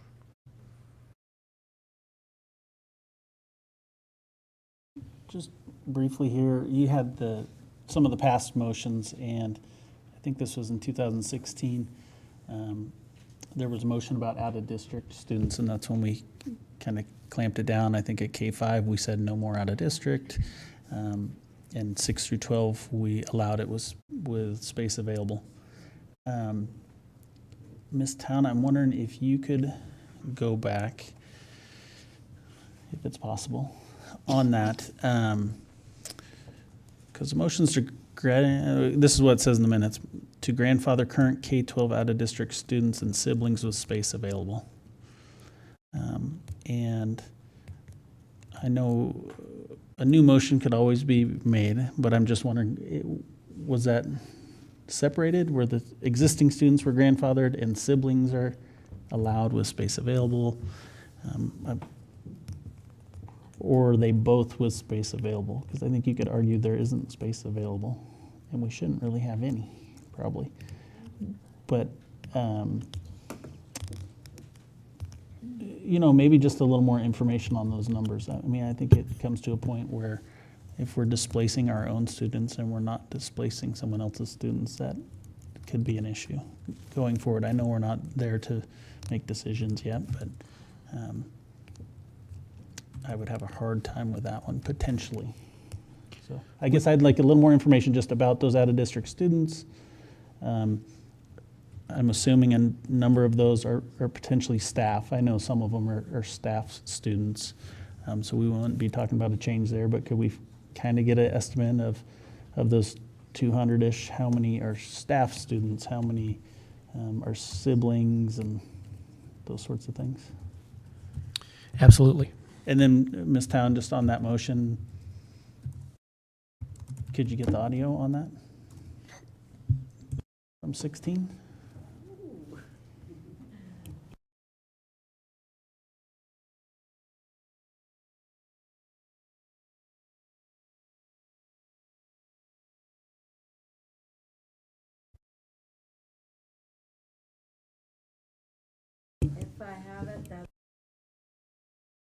Okay, anything else we need or you'd like to have administration, Dr. Cook, prepare for us as we figure out where we're going there with those elementary students? I think I'd like to know how many students have choiced in through open enrollment currently. I know one of the slides that you guys provided us a couple months ago showed that, but it'd be nice if we could just see it again, like, Dalton has X number of students who choiced in this year, and just so we have an awareness of that number. Glad to. One thing, and I'm not sure how we get the word out so we get some feedback on this. It's obvious that the magnet schools were well informed that we were having this discussion tonight, and I think that showed in the comments and the emails that we've received. Pretty good from those two schools. I haven't seen a lot from our other schools. I've had a few questions from some folks just out and about, hey, I open enrolled into this school. I get to stay here, right?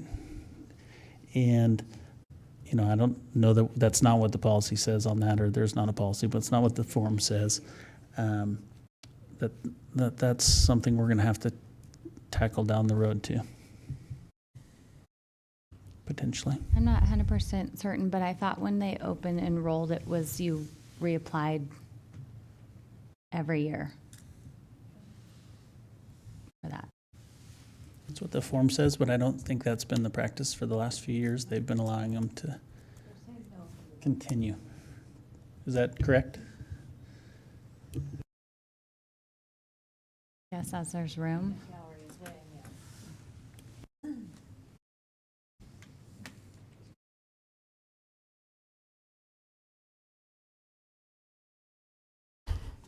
We have, in that series of priorities that I sent the board at some point in the last few days, one of the things that really that troubled administrators was that when you are at a school for 3 years or 4 years or 5 years as a child, asking a sibling or asking a child to go to a home school that they've never been to before doesn't really feel like a home school. Something I think one of you mentioned earlier. And so what we tried to do was actually, you're right, the policy says you have to apply again. But procedurally what we did was we tried to honor keeping families together and keeping continuity for all of our kids, but especially for kids who may be coming from families who are struggling with a variety of, things like finances, et cetera. I guess, so potentially we're going to be asking maybe upwards of 700 or more elementary students to move. Potentially, right? Potentially. And I guess my question is, are those choice people having to reapply then? Are we saying, no, we know you've been here for 3 years, so you get to stay 3 more years. Oh, sorry, you guys don't, because your boundary line changed. So, we're kind of saying that's mixed messages to me a little bit, I guess there. So I don't think there'd be a single administrator that would disagree with you on that. That whatever we do,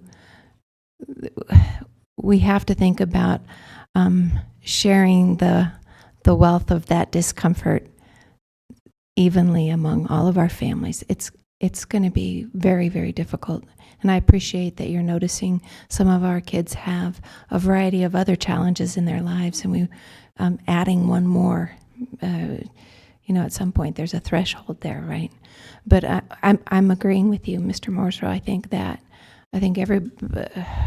figuring out how to do this well so that it feels like we're not privileging any particular group of people over another, that it feels more fair. I think I think everybody's interested in that.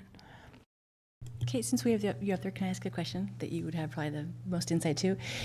With our schools with the highest SES numbers and that we know have some difficult issues that they're dealing with, the supports that we provide and the relationships those students have found, whether it's through special ed or life skills or whatever the program may be, what would it be like when we're rotating these students around to new schools? Is that something that would require staff then to reinvest and get to know that student when they're creating their plan? Or if you could just comment on that, what that might look like if we're talking about large numbers of students who have services through the district and we're moving them from one school to the next. Would it require collaboration between schools to get them set up and ready to roll for the next year, or just what that might look like? I think when we're thinking about something as audacious as moving 500 to 700 kids in general, I think that's exactly the kind of work you're describing. I think what I'm saying is regardless of the needs of our children and regardless of their, and regardless of their placement right now, I think we have our work cut out for us as an elementary team to figure out how do we create soft landings for all of our children and their families so that they feel welcome. Some of the sort of biggest innovative work that we're trying to do right now in terms of our own learning as adults is learning how to meet the needs of children who are coming from some pretty hard places, and we're doing that in all of our schools. So you've heard Keith and Andy, and you know that we're offering some pretty intensive professional development across the board in all of our elementary and middle school, and I think we'll be moving into high school, but that itself makes a big difference for our families. So I'm not purposely trying to dodge the question, but I just think it's a legitimate question, and I think it means that we will have to work as a community to create that community for our kids wherever they are. Dr. Cook and Dr. Orozco, would it be too much to ask for, and I guess I'm asking you guys if this would help you, but to have administration bring something back to us maybe for February board meeting, which I know is only a few weeks away and we have a lot going on, but just something to look at of what that might look like, how we might begin to prioritize an open enrollment program that takes into account those things like, forced transfers and I mean, yeah, existing absolutely. rules. I assume it's kind of taking what we have in place now and some modification to that. But well, and I think even your notion of I heard you saying loudly and clearly, if there's anything that I really, these aren't your words, that I detest is forced transferring children and what that does to their, to the amount of learning time they have. And so with understanding the priority of the board, if that's a priority, then that means then when we're talking about open enrollment priorities, then one of the things we have to be asking ourselves is no forced transfers, even if it means X, Y, or Z. So even if it means returning some open enrollment kids to their home schools, or even if it means finding some space in a school for another teacher when there's a bubble class, or, all those things. So, because he's got a lot of time on his hands, he'd love to do that with me. I really appreciate what you said about soft landings and the work that you do. One of the letters that we got said it's up to adults to do the logistics, and that has echoed in my head a lot. It's our job as the adults to do those logistics. So thanks to you and your team for doing that and being the adult to figure out all these details as much as we can.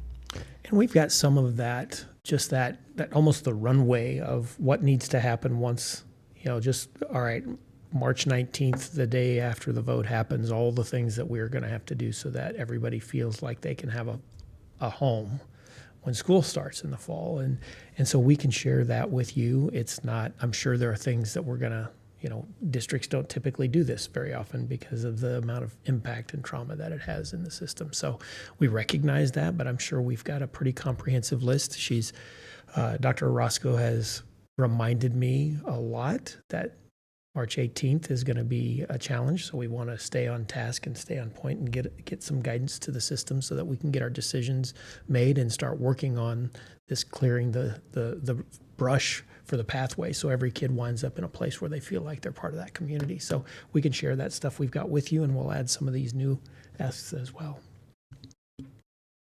Yeah, maybe we can, I think Flo's going to have a new proposal probably by the end of tomorrow, or I should say the Boundary Review Committee will. Could we see the numbers of students affected in each new attendance zone? I think we saw like a preliminary one, but just the most updated one would be great. Sure. And those will be on the website too, so anyone can see them under the boundary zone. I think we're getting close to wrapping up. Have you let known what you need from administration as we move forward and start looking at elementary? I think we'll definitely have this as an agenda item for February. I think we need to, just to continue the conversation, perhaps receive some more information there and just continue the conversation. I'm sure we'll hear from lots of people on the 21st. We'll get a chance to talk to a lot of people and hear their opinions. And maybe have some ideas from that too for moving forward. Hey, I had a question about the listening session. I think we talked about it at the last board meeting, but then I think I heard some different feedback from Dr. Cook, so I just wanted to go over the format that we're using to get feedback. So I thought we'd kind of agreed that we would not do it during the presentation by the Boundary Review Committee so we could be present for that if we wanted to be observing, listening, watching. Would it be possible to all 5 of us be together and get feedback the first hour before the Boundary Review Committee starts their presentation so we'd all be able to hear comments? I'm worried if we're separated into rooms and there might be 2 trustees here and 2 in a different room, we might not hear all of the feedback that we would want to hear and we might miss out. So that, you're right, that's what we talked about in Dr. Cook and Scott Mabin. I think when we talked about that, what we didn't realize is the boundary review portion is an open house. So it's come and go. It's not a presentation and then people stand at a mic and give comments. So the problem is if we did it the hour before, if someone's not coming till 7 or 7:30, we're not going to hear from that person potentially, or we're not there to hear from that person. So what they recommended and what they set up is that we be there kind of the whole time so people can come and go and talk to attendance zone, then they can come and go and talk to us. Because if someone's coming at 6 o'clock to listen to attendance zone, they weren't going to wait till 8 to talk to us, or Right. But vice if we versa. plan on being in the Boundary Review listening session, just walking around observing, and I think those are the 2 sessions that Flo advised that we could at least listen in and ensure that the process is going smoothly, then how are we going to be getting feedback if community members are in separate rooms with trustees? I think if we posted the time and the community members knew when we were available and all 5 of us were sitting together, I'm just worried, how am I going to know what a community member says to maybe Trustee Pickford if I'm not in the room? Is someone going to be taking notes? But I think in the note process, it could be difficult translation. It just seems like a lot cleaner, more transparent if we're all sitting there and people have the opportunity to give their feedback. So I think the process that Dr. Cook set up was that we'd have basically a table with 2 or 3 trustees sitting there and inviting people to sit at the table and have a conversation and talk. I believe Pam and Ms. Town, so Ms. Westberg and Ms. Town are going to be there kind of as court reporter, minute takers, recording those comments. So we're not all there at the same time, so we can be out at the boundary. I thought we'd heard from everybody that everyone, but maybe we didn't on that, but Ms. Town, didn't you say everyone had signed up for a shift or? Heard from everyone. Oh, and Mrs. May, sorry. Okay. I mean, we could tweak it. I just don't know how we'd tweak it, I guess. Dr. Cook? I had the same, Trustee May, I had the same thought when we were talking about that and walking through it, and I just didn't have a different solution because it's an open house with people kind of coming in and out. The idea was having a note taker, at least the trustees that weren't right there could get the information. The ones that were directly there wouldn't have to, and I think the hope was that we would have some of us there for the first half and some of us there for the second half. And so whoever's not sitting in the listening session on the grandfathering is in with the boundary review and hearing that. I would welcome a different idea if anybody had one. I just didn't have a better idea at the time when it was being discussed. Couldn't we just offer opportunity before and after the listening sessions? And that way, if someone can't be there for the beginning, we could be there for the after part. I think it makes more sense. I think all 5 of us probably want to at least be able to walk around and ensure that the process is going smoothly. But I could be wrong, but I think it's important that all 5 of us, and we haven't really taken any public comment. We've been getting everything in writing, and for me, I think actually connecting after the 2 listening sessions that we did at Ryan and Fernand, it was helpful to me to actually listen to people, talk to people, and I feel as though if we miss out on that, I will be in the boundary review committee kind of walking around for those 2 hours, so I won't be able to participate with the community, and so I would feel as though I was missing out. But. We have actually just, we're getting ready to send some postcards home, and we just purchased them to send to everybody's household in the district that publish these times. So as far as whether or not we would do them in whatever style we would do them, the times from 5:30 to 8:30 are now on. We spent a lot of. I don't want to say that out loud. I want people to know that. So, we can change it but I guess 5:30 to 8:30 is the time.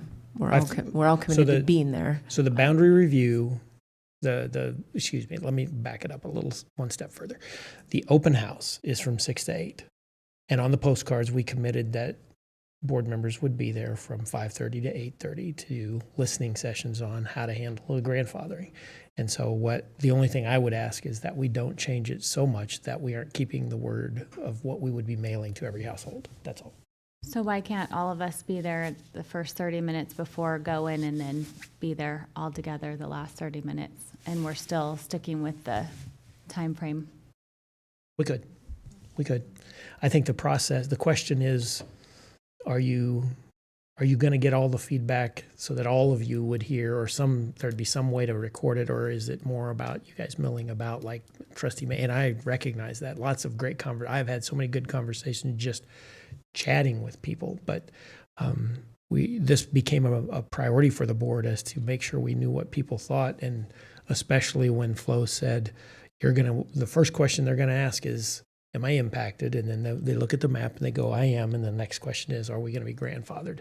And that's one of the reasons that we wanted to set this up, so there was a mechanism for them to have those conversations with you all, so we could start to collect that input. I think it's also important, since we're not any closer to a consensus on how we're handling grandfathering really for any specific grade, it's important that we're all together, because we all have different takes on how we envision this will go. And so I think it's important that we sit and we listen together, because, we've had the experience where it's easy to get down the path and say, I'm sure it'll work out. But, I think it's important that we all listen to this feedback together. This is the most important decision that we've made for our district. And I felt as though we had that conversation at our last board meeting and we'd come to consensus. And I guess maybe I missed that we had printed postcards and that we had changed it that dramatically. I think we could leave the session maybe a little bit early, so we could be available for 45 minutes before and 45 minutes afterwards, and that would still catch a large group of the community, and it would still hold true to what the postcard said. But I think this sort of feedback should be taken as a group, to be quite honest. Won't we have these up on our website prior to? I mean, it's not going to be like an unveiling at the open house. Scott's like amazing and with the process along the way. So a lot of parents have been following and logging on, and there's wonderful sites on Facebook that seem to be sharing as well. So I just wonder if, we might be able to capture those families or parents together. But I agree. I think it's nice if we're all there together and making that connection and that contact with the community. Our intention would be to send the proposal out to every household beforehand, and so those that want to spend time mucking around in the maps and just looking and seeing, that want to provide that feedback that we've had. There's still, we'll remind them, but there's a place to email. We get all of those into one location and we all get them to get that feedback. And so everybody would potentially have this prior to each of the 2 open houses.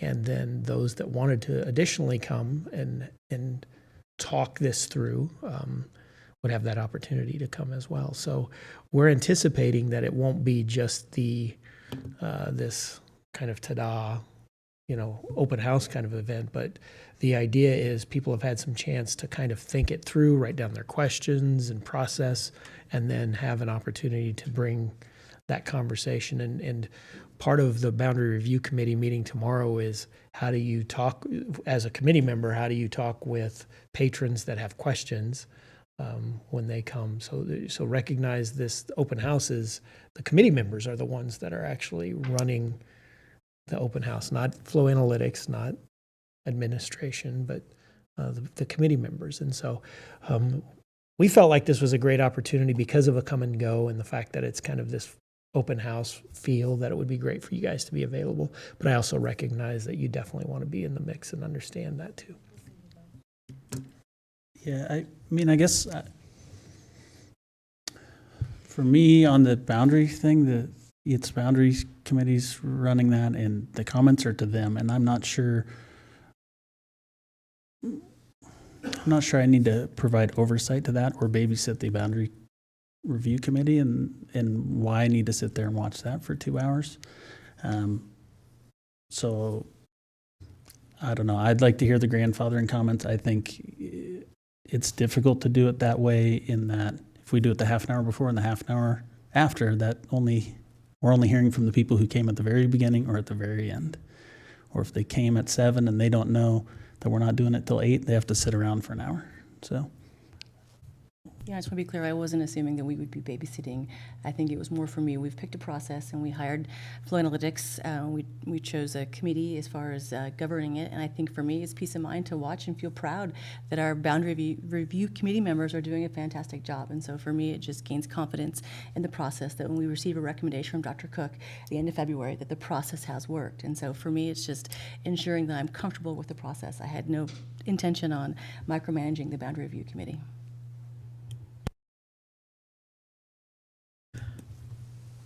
I agree. I don't think we're micromanaging. I think that being there, hearing the comments is valuable, though. I don't know that it means, I think it's the same as the concept of our listening sessions and the different elementary schools that we've gone into. My preference would be that the 5 of us can be together, hearing Trustee May's thoughts and Trustee Pickford's thoughts, and not having heard those before.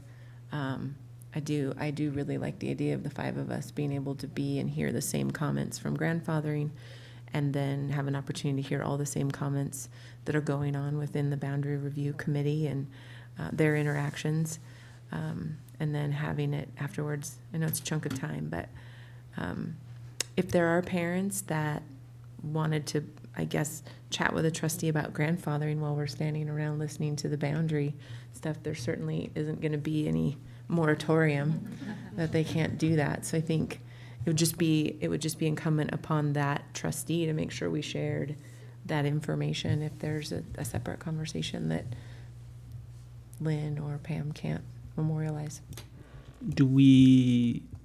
How about having someone other than a trustee available during that 2-hour block that could take a comment?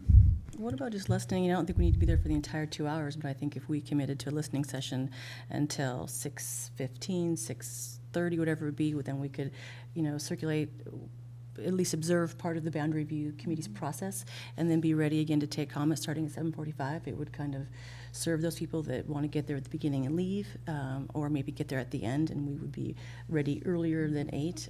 I think there is a compromise that we can achieve and still be available for most of the time.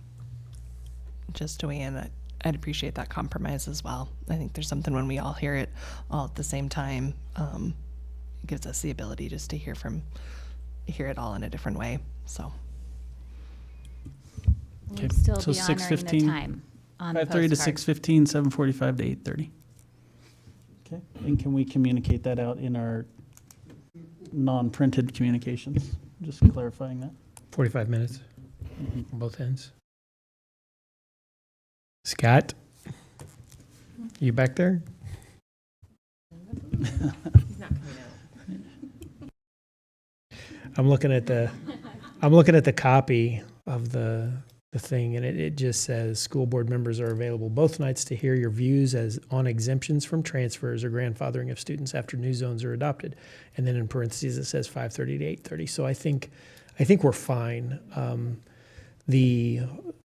The fact that you're going to be there the whole time means it's fine. It's just a little more structured at the beginning or the end, and so we'll do like next show starts in 15 minutes. So the people that want to stick around can come in and watch you guys, and we'll get it figured out. I think we can make it work. And let's keep encouraging everyone to come to the show. I mean, we want everyone there. Yeah, we can make it work. Okay. Sounds good. Anything else? All right, let's adjourn and get out of here. So, meeting adjourned.